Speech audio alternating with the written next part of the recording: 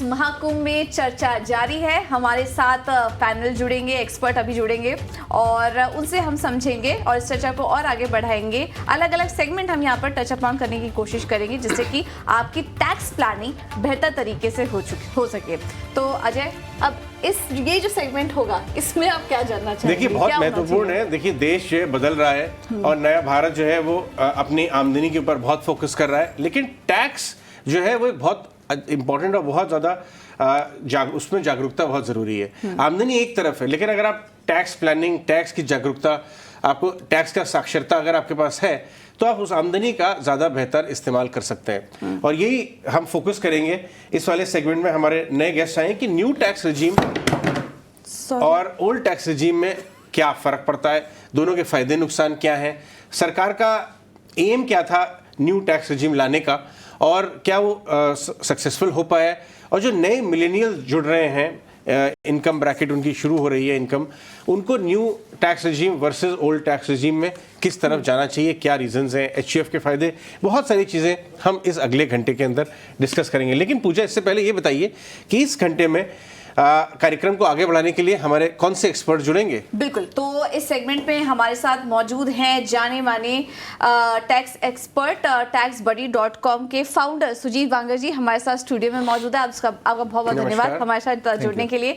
इसके अलावा हमारे साथ सुधीर कौशिक जी जुड़े हैं जो कि taxpanel.com के को फाउंडर और सीईओ हैं। आपसे सुधीर जी काफ़ी बार पहले भी चर्चा हो चुकी है, बहुत बहुत धन्यवाद आपका आज समय देने के लिए। और इसके अलावा हर्ष रुंगटा भी हमारे साथ मौजूद है और हर्ष रुंगटा जी के बारे में कहना चाहेंगे, इनको तो बहुत पुराना एक्सपीरियंस है टैक्स के मामलों में, काफ़ी समय से हमारे साथ जुड़े हुए हैं, तो वो भी हमारे साथ जुड़े। तो काफ़ी एक्सपर्ट पैनल है, काफ़ी जानकार पैनल है जो कि आज आपकी मदद करेगा टैक्स को बचाने में।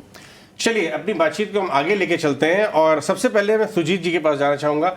आप सभी एक्सपर्ट्स का स्वागत है शो पे। सुजीत जी, ये न्यू टैक्स रिजीम और ओल्ड टैक्स रिजीम का जो मामला है, हालांकि सरकार ने कुछ साल पहले ऑप्शन दिया था, लेकिन जो नए मिलेनियल्स हैं, नेक्स्ट जेन लोग की आमदनी शुरू हो रही है, इनकम शुरू हुई है, वो अभी भी फैसला नहीं कर पाते हैं ठीक से कि न्यू टैक्स रिजीम की तरफ जाया जाए, ऑप्ट करें, या ओल्ड टैक्स रिजीम में ही चलते रहने दें। पहले आप एक बेसिक दोनों का डिफरेंस, जो नए लोग जुड़ रहे हैं वर्कफोर्स में, उनके लिए आप बताने से शुरुआत करें। सर देखिए, कन्फ्यूजन तो है, वो आपने सही बोला, और हमारा भी एक्सपीरियंस ये है कि लोगों को समझ में नहीं आ रहा कि कौन सा रेजिम ले, क्या ले, बहुत कन्फ्यूजन प्रिवेलेंट हो रहा है। बट सबसे पहले एक मिनट में हम ये समझते हैं कि न्यू और ओल्ड में बेसिक डिफरेंस क्या है, और जिसको हम बोलते हैं ना इंटेंट ऑफ लेजिस्लेशन, क्यों वो न्यू रेजिम लाने का रियल इंटेंट क्या था, रियल पर्पज क्या था। तो सबसे पहले टैक्स सेविंग का ऑप्शन ऐसा होता था कि आप कोई इन्वेस्टमेंट करो, कोई टैक्स सेविंग इन्वेस्टमेंट करो, टैक्स सेविंग एक्सपेंडिचर करो, जिसके ऊपर आप डिडक्शन क्लेम करोगे और टैक्स आप बचाओगे। बट आप फरवरी 2020 के बजट में honourable finance minister Nirmala Sitharaman madam ने न्यू टैक्स रेजिम लाया। न्यू टैक्स रेजिम का सबसे पहला बेसिक हिडन पर्पज ये था कि कंजम्पशन को एक बूस्ट देना, इकोनॉमी के कंजम्पशन को बूस्ट देना। तो इसलिए एक ऑप्शन उन्होंने लोगों के सामने रखा कि आपको टैक्स सेविंग इन्वेस्ट नहीं करना, क्योंकि इन्वेस्ट करोगे तो आपका डिस्पोजेबल कैश स्पेंड हो जाएगा। तो आप न्यू टैक्स रेजिम ले लो, जिससे आप कम टैक्स रेट्स आपको मिलेंगे और आपको टैक्स सेविंग में कोई इन्वेस्टमेंट नहीं करने की पड़ेगी। जैसे अगर मेरा एक्स रुपीज़ मेरा इनकम है, एनुअल इनकम है, तो एक्स रुपीज़ में से मेरा जीरो आउटगो होगा फॉर टैक्स सेविंग पर्पज, फिर भी मैं टैक्स सेव कर सकता हूँ क्योंकि मुझे लोअर रेट्स मिलेंगे। अगर मुझे कॉन्शियसली कैश स्पेंड करना है टैक्स सेविंग पे, तो मेरे पास ओल्ड रेजिम है, तो मैं XYZ, ATC, ATD, ATE सब में इन्वेस्ट करके मैं टैक्स सेव कर सकता हूँ। ये बेसिक उन दोनों में बहुत बढ़िया, आपने बहुत सरलता से ये बात समझाई, बहुत बहुत शुक्रिया इसके लिए। मैं रुंगटा जी के पास जाऊंगा। पूजा, आपको बताऊं एक बात, रुंगटा जी एक बहुत ही अलग किस्म के एक्सपर्ट हैं, क्योंकि टैक्स के मामलों में तो खैर वो मदद करते हैं, लेकिन इन्वेस्टमेंट्स और टैक्स और इन्वेस्टमेंट जो है उनका चोली दामन का साथ होता है, अगर आप देखिए तो रुंगटा जी मैं आपके पास आऊंगा इसी मुद्दे को, ये न्यू टैक्स रिजीम और ओल्ड टैक्स रिजीम को थोड़ा आगे लेके जाऊंगा इस डायरेक्शन से कि आज मान लीजिए आज का भारत युवा है, 75% पॉपुलेशन आज भारत की विश्व का सबसे युवा देश है, अंडर 35 है। लेकिन इन्वेस्टमेंट्स में अगर मैं टैक्स पे एक नज़र रखूं, इन्वेस्टमेंट्स की दुनिया में हम अपने आज को हम सेक्रीफाइस करते हैं ताकि हमारा कल उज्जवल हो सके। तो ये जो बात बांगर जी ने बताई कि कंजम्पशन की सरकार ने ये बात की, बिल्कुल, लेकिन एक इन्वेस्टर और सेवर के नतीजे के नज़रिए से मैं देखूं तो क्या मुझे ओल्ड टैक्स रिजीम की तरफ ही जाना चाहिए? टैक्स से बचेगा, एक फोर्स सेविंग भी हो जाएगी और कल का जो है हिसाब किताब भी बेटर हो जाएगा भविष्य का। रुंगटा जी? तो मेरे ख्याल से जो आपने एक वर्ड यूज किया फोर्स्ड, आई थिंक उससे अलग हटना है कि जिस अब आपके as a consumer, as an income earner, अब आपके पास चॉइस हो गई। आपको कंज्यूम करना है, कंज्यूम करिए। आपको इन्वेस्ट करना है, आप इन्वेस्ट करिए। ये आपका डिसीजन है। पहले क्या हो रहा था, चूंकि टैक्स सेविंग लोगों को इतनी चकाचौंध कर देती थी कि इवन बैड इन्वेस्टमेंट्स में लोग पैसा लगा रहे थे। जब mix of insurance and investments जो होता है, उसमें भी लोग पैसा लगा रहे थे। Those were not good investments, but चूंकि टैक्स ब्रेक मिल रहा था तो वो फरवरी मार्च में उसकी सीजन चलती थी। अब ये चॉइस देने से now it is up to the tax, it is up to the investor, tax payer. अब उसे डिसाइड करना है कि मुझे इंस्टेंट ग्रेटिफिकेशन चाहिए, मैं ये छुट्टी पे चला जाऊं, गाड़ी खरीद लूं, टीवी खरीद लूं, वॉशिंग मशीन खरीद लूं, या और कोई सामान खरीद लूं, या मेरे फ्यूचर के लिए मैं इन्वेस्ट करूं। टैक्स से अब मुझे उसका tax is not pushing me, मुझे अब धक्का नहीं दे रहा वो एक डायरेक्शन में। और मेरे ख्याल से ये बहुत अच्छी बात है। इन्वेस्टमेंट्स, अब ऐसा दौर आ गया कि लोग इन्वेस्टमेंट पर्पस के लिए करते हैं, इंश्योरेंस पर्पस के लिए करते हैं। तो उनको टैक्स का इंसेंटिव देना वो जरूरी नहीं है। और मेरे ख्याल से ये बहुत ही अच्छा कदम है कि अब टैक्स पेयर के पास चॉइस है उसे क्या करना। चॉइस तो है, लेकिन कंफ्यूजन भी है कंफ्यूजन भी है उसके साथ साथ। क्योंकि सुधीर जी, अगला सवाल मेरा आपसे होगा, क्योंकि जब फाइनेंस मिनिस्टर ने अनाउंस किया कि वो न्यू टैक्स रेजीम लाने वाली हैं और वो डिफ़ॉल्ट हो जाएगा, काफ़ी लोग उसमें कंफ्यूज हो गए, समय पर ऑप्ट नहीं कर पाए कि न्यू टैक्स रेजीम ऑप्ट करे, ओल्ड टैक्स रेजीम ऑप्ट करे। मेरे देखे हुए एग्जांपल्स हैं और अभी हमें सवाल भी मिल रहे हैं उस पर। तो जिन लोगों ने ये गलती कर दी, सपोज जब ये अनाउंसमेंट हुई और उस समय उन्होंने ओल्ड टैक्स रेजीम वो ऑप्ट नहीं कर पाए और न्यू टैक्स रेजीम में चले गए, अब उनके लिए क्या ऑप्शन है? पूजा, इसमें अभी जो हमारे साथ जो पैनलिस्ट हैं, मैं पहले तो उनके साथ अपने आप को शामिल करने के लिए धन्यवाद करता हूं, क्योंकि रुंगटा जी को हम देखते आए हैं काफी समय से और मुझे मौका मिल रहा है, तो ये बहुत अच्छा सौभाग्य है मेरा। मैं ये कहना चाहता हूं, और बांगड़ा जी ने जो राय दी मैं उनके साथ एक सहमत हूं कि कंजम्पशन बढ़ाने के लिए किया था। देखो, नियत को समझना होता है, नीति जब बनती है उसके पीछे एक नियत भी होती है, किस नियत से कोई काम किया जा रहा है। ये जो इंटेंशन है और ये जो पॉलिसी मेकर्स हैं, ये बहुत ही, मैं कहूंगा, गजब के हैं। हम लोगों से ज्यादा डाटा है, हम जो लोगों से ज्यादा इंसाइट है, इसलिए उसको गलत समझ करके नहीं चलना चाहिए, बल्कि उसको ज्यादा समझ लेना चाहिए कि हमारे लिए कहाँ फायदा है। तो इसको कंपेयर करने के लिए हम हमेशा कहते हैं, आपका जो भी सिचुएशन है उसको कंपेयर करो, दोनों रेजिम में टैक्स को कंपेयर करो। और जहां तक रुंगटा जी का एक ये था कि भाई लोगों को फोर्स नहीं करना चाहिए, सर, जैसे कभी कभी नालायक बच्चों को हमें माँ बाप के लिए होता है ना, फोर्स करके ही उनको हम उनका करियर या उनकी लाइफ बेटर कर सकते हैं। हमारे यहाँ भी फाइनेंशियल लिटरेसी इतनी नहीं है, नया नया पैसा बच्चों के हाथ में आया है, और जो पुरानी जनरेशन थी वो तो शायद बचा लेती थी, और यहाँ पर बचत का एक ये फोर्स तरीका तो था, पर शायद इसमें थोड़ी बहुत जो भी मिस सेलिंग थी उसको करेक्ट कर रही थी सरकार। तो मेरी राय तो ये है कि इसमें ओल्ड टैक्स रिजीम में कहीं ना कहीं हम अपने फ्यूचर को सेफ गार्ड कर रहे थे, चाहे वो मेडिकल था, चाहे वो टर्म इंश्योरेंस था, चाहे वो परक्विजिट्स में हमारे जो भी बेनिफिट्स मिले हुए थे वो ज्यादा फायदेमंद थे। हाँ, न्यू टैक्स रिजीम में एक और फायदा है, जो बिजनेसमैन है, जो बिजनेस क्लास है, उसको इन्होंने फायदा कैसे पहुंचाया, ईज ऑफ बिजनेस। अब आपको एम्प्लॉयज से ज्यादा कुछ सरदर्दी नहीं है, डॉक्यूमेंट नहीं लेने हैं, कोई प्रूफ वेरिफिकेशन नहीं है, सो दे हैव सेव्ड, कहते हैं ना, ईज ऑफ बिजनेस। उस डायरेक्शन में ये एक अच्छा कदम है।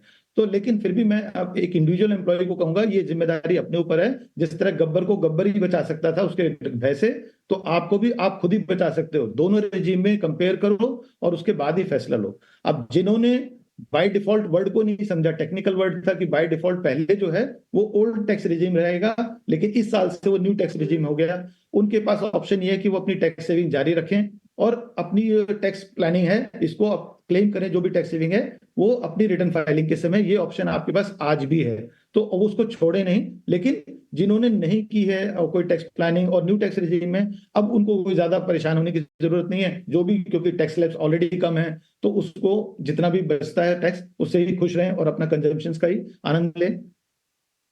मतलब यहाँ पर बदल नहीं सकते, जैसे अब ये ऑप्ट कर लिया तो वापस से अब ऑप्ट करने का ऑप्शन है ही नहीं आपके पास, ऐसा हो गया अब न्यू टैक्स रिजीम, मतलब न्यू टैक्स रिजीम बहुत ट्रिकीनेस आया है। और सब एक फंडामेंटल चेंज इस बजट में किया है कि इस बजट में आप देखेंगे तो एज कौशिक जी ने बताया कि न्यू टैक्स रिजीम को डिफॉल्ट रिजीम बनाया। हाँ। तो न्यू टैक्स रिजीम अभी डिफॉल्ट है, तो आप जब फाइलिंग स्टार्ट करोगे, इवन आपका एम्प्लॉयर जब टीडीएस स्टार्ट करेगा तो डिफॉल्ट वो समझेगा कि आप न्यू टैक्स रिजीम फॉलो कर रहे हैं। इसका रीजन ये है कि 2 साल में गवर्नमेंट ने ये देखा कि लोग कंफ्यूज्ड है, उनको चाहिए वो नो टैक्स रिजीम, बट वो उनको समझ में नहीं आ रहा क्या करना क्या नहीं, इसलिए उन्होंने डिफॉल्ट न्यू टैक्स रिजीम को बनाया। इसका दूसरा एक मीनिंग यह है कि government is very serious about new tax regime, तो गवर्नमेंट को न्यू टैक्स रिजीम को प्रमोट करना है, तो इसलिए उन्होंने डिफॉल्ट बनाया। और बाकी जो उसमें ये है कि आप जो 115 BSE में जो चेंजेस लाया बजट में कि आप कब चेंज कर सकते हो, बिजनेस केस है तो आपको कैसे चेंज करना है, आपको 10A फॉर्म कब भरना है, ये चीज़ें थोड़ी सी ट्रिकी बन गई है, बट धीरे धीरे लोग समझ जाएंगे। अच्छा, ये न्यू पेंशन स्कीम ये एक काफ़ी अच्छा शुरुआत थी सरकार की तरफ से, काफ़ी अच्छे नियम लेकर आई हैं। ओल्ड टैक्स रेजिम में इसके क्या फ़ायदे हैं और न्यू टैक्स रेजिम में भी कैसे कुछ फ़ायदे मिल रहे हैं एनपीएस के? देखिए, क्योंकि और कोई डिडक्शन तो अवेलेबल है नहीं इसमें, तो मैंने ये सुना था, हाँ, तो मैंने सुना कि नेशनल पेंशन स्कीम से रिलेटेड कुछ मिल रहा है, तो उसमें क्या कुछ फ़ायदा है? रियली नेशनल एनपीएस एक अच्छी रिटायरमेंट इन्वेस्टमेंट प्लान है। मैं तो बोलता हूँ अगर आप 20s में 30s में हो, इवन अर्ली 40s में हो और आपको रिटायरमेंट प्लान का इन्वेस्ट करना है, तो आप आंख बंद करके एनपीएस में जाओ, क्योंकि वहाँ आपको बहुत सारे ऑप्शन मिलते हैं, फंड मैनेजर ये करना, मतलब थोड़ा मैन्यूवरिंग का स्कोप है। न्यू टैक्स रिजिम में आपको स्टैंडर्ड डिडक्शन मिलता है और उसके साथ आपको एनपीएस का डिडक्शन अवेल आप कर सकते हैं। अच्छा। लेकिन कौन सा वो डिडक्शन, आप जो खुद इन्वेस्ट करते हो वो नहीं है। अगर आपका एम्प्लॉयर कंट्रीब्यूट करता है तो फिर वो डिडक्शन हम क्लेम कर सकते हैं। और एम्प्लॉयर की कंट्रीब्यूशन जो है उसके लिए एक एक्ट में एक नियम है कि अगर आप सेंट्रल गवर्नमेंट के आप गवर्नमेंट एम्प्लॉय हो तो around 14% of your basic plus DA, and अगर आप प्राइवेट एम्प्लॉय हो तो around 10% of basic for DA. ये सीलिंग लिमिट है, maximum limit. To that extent अगर एम्प्लॉयर इन्वेस्ट करता है आपके बिहाफ से तो आप वो न्यू टैक्स रेजिम में डिडक्शन क्लेम कर सकते हो। इसके लिए एक ट्रिक है जो हम सजेस्ट कर सकते हैं हमारे दर्शकों को कि जब आप अपना नए जॉब ऑफर ले रहे हैं और जब आप सीटीसी आप निगोशिएट कर रहे हैं आपके एम्प्लॉयर से, तो आप सीटीसी में थोड़ा पोर्शन आप एम्प्लॉयर कंट्रीब्यूशन टू एनपीएस में आप रखेंगे, तो इसका बेनिफिट आपको बहुत अच्छा होगा। आप ओल्ड ले लो, नो न्यू ले लो, एनपीएस का ये डिडक्शन आपको मिलेगा ही मिलेगा। ये आपने शानदार टिप जो है लाइव आज टैक्स महाकुंभ में हमारे व्यूअर्स को दे दी। आप एक बार ये रिपीट कर दीजिए कि ये क्योंकि बहुत सारे, जैसे मैंने आपको बताया कि इस समय देश भर में नई नौकरी में बहुत सारे लोग, युवा पीढ़ी जुड़ रही है वर्कफोर्स में। तो जब वो वर्कफोर्स में जुड़ रहे हो और आपने ऑफर एक्सेप्ट कर लिया हो, जब आप अपने सीटीसी को नेगोशिएट कर रहे हैं फाइनल, तो क्या करना चाहिए, उसका फायदा क्या होगा, एक बार रिपीट कर दीजिए। देखिए, आपका सीटीसी आपको आ रहा है 10 लाख का, 10 लाख का सीटीसी आ रहा है। आप उसमें आप देखिए बेसिक प्लस डीए कितना है, अब 3 लाख का बेसिक प्लस डीए है आपका उसमें।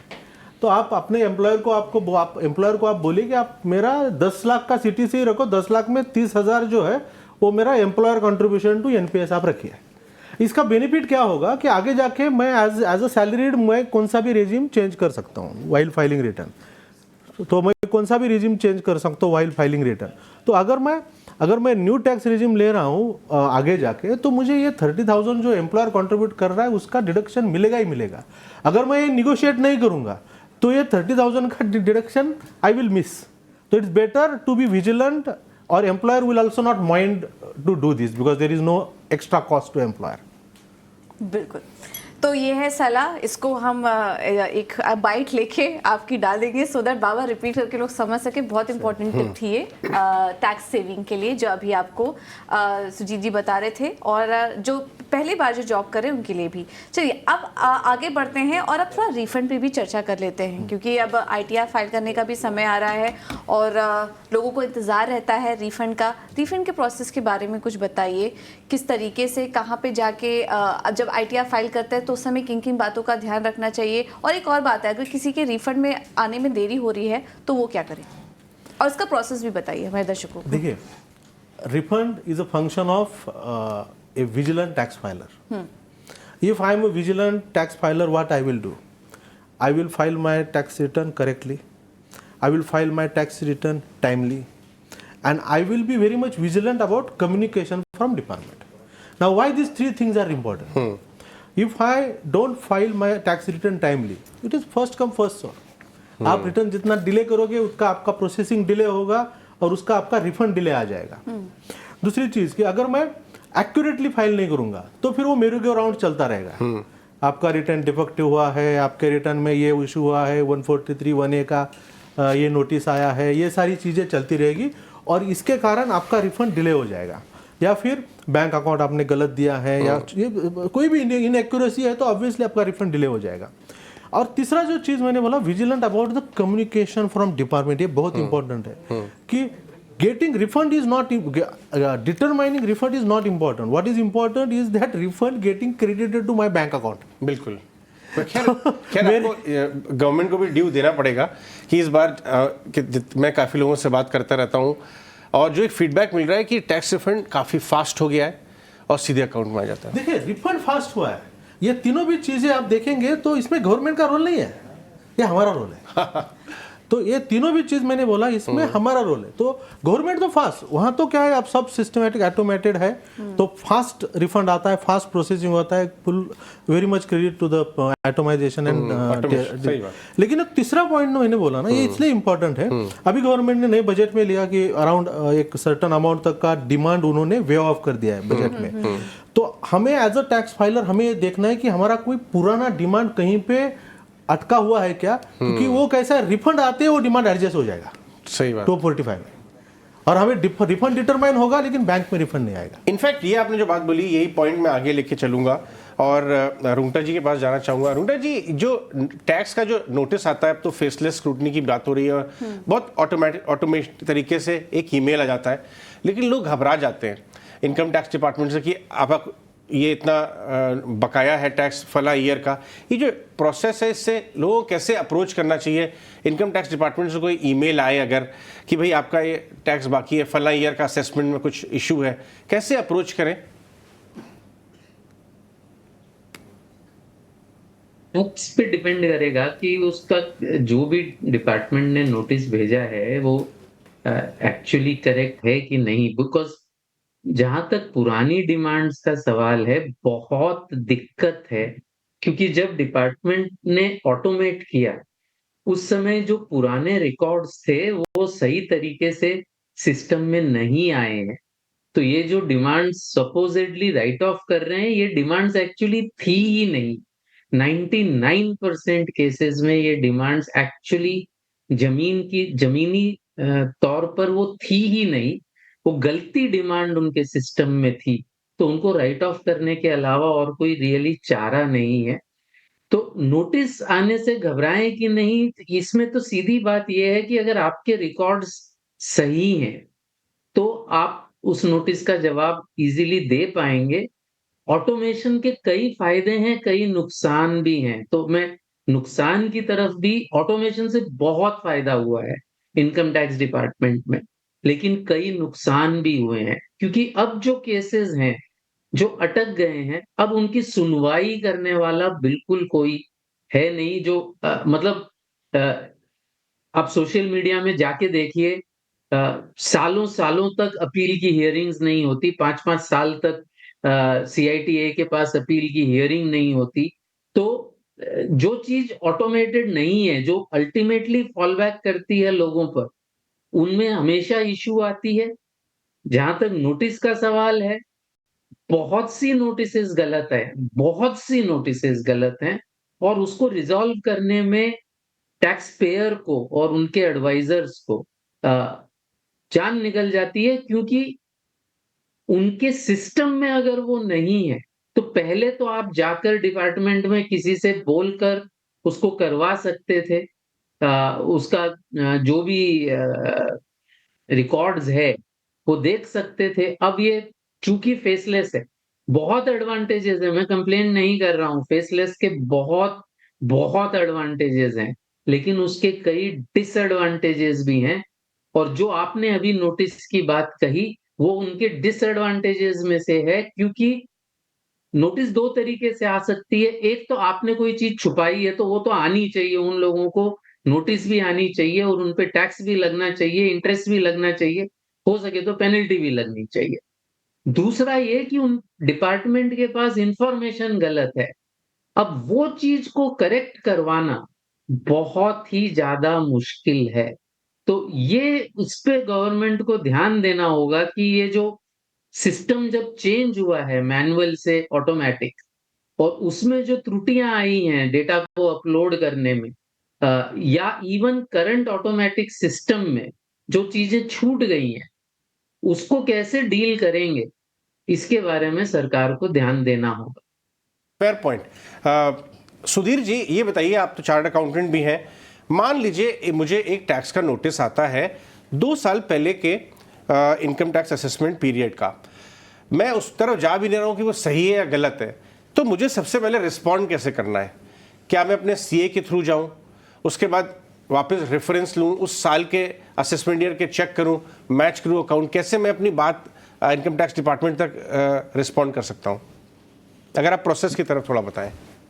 जो आपको नोटिस आता है उसमें ज्यादातर आजकल तो उसमें प्रक्रिया जो भी उसका प्रोसेस है वो डिफाइन करते हैं। ऐसा नहीं है कि उसमें लिखा नहीं है कि एक तो कितने दिन में जवाब देना जरूरी है, ये सबसे पहला होता है कि 15 दिन है, 30 दिन है, वो डिफरेंट काइंड ऑफ नोटिस है। और उसमें किस तरह के डॉक्यूमेंट मांगे गए हैं, क्या आपने बिजनेस करते हैं तो क्या P&L बैलेंस शीट वगैरह की कोई बात की गई है, या आप नौकरी पेशा वाले हैं तो क्या आपके फॉर्म 16 या आपकी इन्वेस्टमेंट। कई बार क्या हो रहा है, नोटिस आजकल इसलिए आ रहे हैं, फॉर्म 16 में उनकी इन्वेस्टमेंट डिफरेंट है जो एम्प्लॉयर ने उसको अलाउ की है, उसके अलावा उसने ओवर एंड अबव ज्यादा मांगी हुई है कुछ। जैसे कि आपके एम्प्लॉयर ने सपोज करो होम लोन की डिडक्शन नहीं दी या मेडिकल की नहीं दी है और आपने क्लेम की या बाद में किया था, तो उन डिडक्शंस के लिए भी उनको नोटिस आता है। और वो सिंप्लीफाइड है कि ये क्या आपकी जो क्लेम है ठीक है, उसको तो सिर्फ आप खुद भी कर सकते हो, मेरी राय में ज्यादा उसमें मुश्किल नहीं है। लेकिन जहां तक आपको अपनी जस्टिफाई करनी है कि ये मेरा बहस का विषय है, ये लिटिगेशन का विषय है, वहां पर एक्सपर्ट्स की राय शुरू में ही ले लेनी चाहिए, वरना आप एक गलती के बाद दूसरी गलती करते हो और वो मामला फंस सकता है। तो एक्सपर्ट्स की राय किसी एक कंफर्मेशन के लिए करने की जरूरत नहीं लगती मुझे। आजकल पोर्टल काफी आसान हो गया है, मैं इसको ये तो है कि अपने पैर पे कुल्हाड़ी मार रहा हूं, लेकिन फिर भी एक होता है ना, जो चीज आसान हो चुकी है उसके लिए हम काम को कहेंगे कि खुद कर लें, अपना लॉग इन करें और उसमें देखें। अगर उन्होंने सिर्फ कंफर्मेशन मांगा है कि क्या आपने ये इन्वेस्टमेंट की है, क्या हम इसको अलाउ करें, क्योंकि उसके बाद उनका नेक्स्ट क्वेश्चन आ सकता है, इसका प्रूफ दो। क्योंकि कई बार लोगों ने वो एक्चुअल इन्वेस्टमेंट या एक्चुअल नहीं बनती है फिर भी क्लेम कर लिए ज्यादा, जैसे डोनेशन के तौर पर भी लोगों ने कई बार दिखाया है, जिसको कि वो पकड़ना चाहते हैं डिपार्टमेंट। उन चीजों को खुद से कर सकते हैं, उसमें किसी एक्सपर्ट की राय ज्यादा जरूरी नहीं है। लेकिन जहां पर उनकी इनकम या उनकी कोई डिडक्शंस के बारे में डिफरेंट ओपिनियन दिया गया है और उसके लिए बहुत सारे डॉक्यूमेंट्स या उसके जवाब मांगे गए हैं, वहां पर मुझे लगता है एक्सपर्ट्स की राय ले लेनी चाहिए और सबसे पहले उसको विद इन टाइम कंप्लाई करना चाहिए। और ये जो फेसलेस है, इसमें आपका जो भी आपका सीए है या जो आपका टैक्स एक्सपर्ट है, वो कहीं पर भी आपका ऑफिस या शिफ्ट हो जाता है आजकल, इसका फायदा भी आपको मिलता है, आप उसी के साथ कंटिन्यू कर सकते हैं फेसलेस में। ये एक बेनिफिट हो गया, नहीं तो आपको उस लोकल सीए या लोकल टैक्स एडवोकेट के पास जाना पड़ता था। अब हम जब ऑनलाइन किसी को सर्विस देते हैं तो हमें ज्यादा दिक्कत नहीं आती है, सो कम्युनिकेशन ऑनलाइन हो जाता है। हाँ, जो कुछ दिक्कतें आती हैं, डॉक्यूमेंट्स जैसे कि डिपार्टमेंट के पास सही नहीं है, रूंगटा जी ने जैसे कहा, पर वो उतनी ज्यादा नहीं लगता है मुझे। बहुत सारे केसेस आजकल हो रहे हैं, उसमें ऑनलाइन में धीरे धीरे सुधार होने की जरूरत है। तो इसमें एक्सपर्ट्स की राय वहां पर जहां पर आपने गलती से कोई इनकम भूल गए थे, सपोज करो आपको फॉरेन डिविडेंड मिले थे, आपको पता ही नहीं था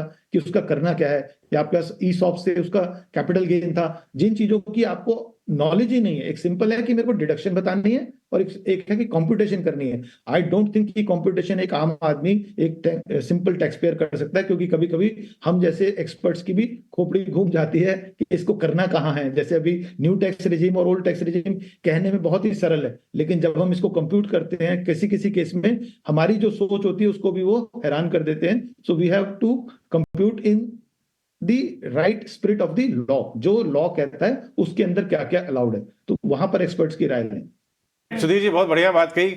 ये मामला है ही ऐसा, ये टैक्स का मामला ऐसा है कि अच्छे अच्छों की खोपड़ी घूम जाती है, और इसीलिए हमने यहाँ 18 स्वदेश पे ये टैक्स महाकुंभ का प्लान किया है। बहुत बहुत शुक्रिया आप तीनों का। इस सेगमेंट में हमने जाना नए टैक्स रेजिम, पुराने टैक्स रेजिम में कंपैरिजन किया, रिफंड की प्रक्रिया, नोटिस को कैसे रिस्पॉन्ड करें इनकम टैक्स के पुराने असेसमेंट ईयर्स में क्या करें, और जुर्माने से डरे नहीं, अगर कुछ बनता है तो कैसे उसे चुकाया